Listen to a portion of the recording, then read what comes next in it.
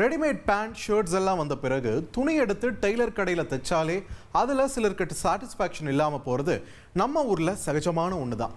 ஆனால் இதுவும் ஒரு வகையில் நல்லதாக இருக்குது அப்படின்னு சகிப்புத்தன்மையோடு நடந்துக்காததுனால நடந்திருக்கு இந்த படுபயங்கர சம்பவம்.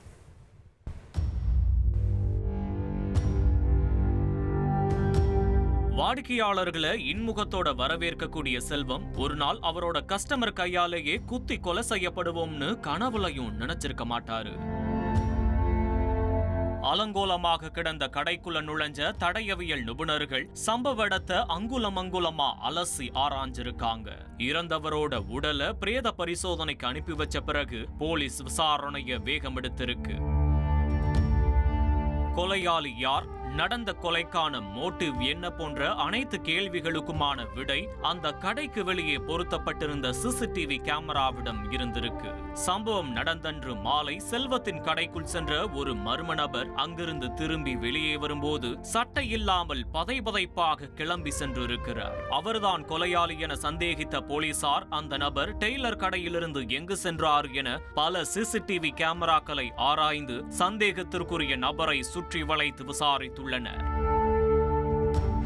அதில் செல்வத்தை கொலை செய்வதற்காக அவர் கூறிய காரணம்தான் ஒட்டுமொத்த டிபார்ட்மெண்ட்டையும் அதிர வைத்திருக்கிறது. கொலையாளியின் பெயர் சந்திரமணி. தூத்துக்குடி மாவட்டம் சேதுங்கநல்லூர் அருகே உள்ள கோவில்பத்து பகுதியைச் சேர்ந்தவர். நாகர்கோவிலில் உள்ள பிரபலமான தனியார் உணவகத்தில் சமையல் மாஸ்டராக பணியாற்றி வந்திருக்கிறார்.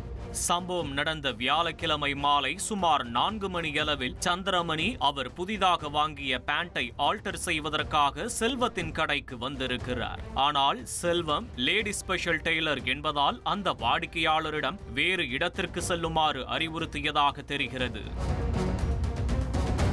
என்னென்ன எல்லாம் வெட்டி தைக்கிற வேலைதான என கேஷுவலாக பேசிய சந்திரமணி ஒரு வழியாக செல்வத்திடம் பேண்டை ஆல்டர் செய்ய சம்மதிக்க வைத்ததாக கூறப்படுகிறது. இதைத் தொடர்ந்து செல்வம் பேண்டை ஆல்டர் செய்து கொடுக்கவும் சந்தோஷமாக சென்ற சந்திரமணி அவர் தங்கியிருக்கும் அறைக்கு சென்று அதனை போட்டு பார்த்துள்ளார். அப்போது ஃபிட்டிங்ஸ் எக்குத்தப்பாக இருந்ததால் கடுப்பான சந்திரமணி அடுத்த 1 மணி நேரத்திற்குள்ளேயே மீண்டும் செல்வத்தின் கடைக்கு சென்று சர்வீஸ் சரியில்லை என முறையிட்டுள்ளார்.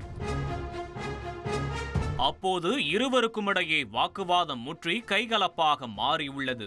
ஒரு கட்டத்தில் புது பேண்டை கண்டம் செய்ததால் கொலைவெறியான சந்திரமணி கடையிலிருந்த கத்திரியால் செல்வத்தின் காது மற்றும் கழுத்து பகுதியில் குத்தி இருக்கிறார். இரத்த வெள்ளத்தில் சுருண்டு விழுந்த செல்வம் சம்பவ இடத்திலேயே பரிதாபமாக இறந்து போயிருப்பது விசாரணையில் தெரிய வந்திருக்கிறது. நடந்த சம்பவம் தொடர்பாக கொலை வழக்கு பதிவு செய்த வடசேரி காவல்துறையினர் கொலையாளி சந்திரமணியிடமிருந்து வாக்குமூலம் பெற்றுக்கொண்டு அவரை நீதிமன்றத்தில் ஆஜர்படுத்தி சிறையில் அடைத்துள்ளனர்.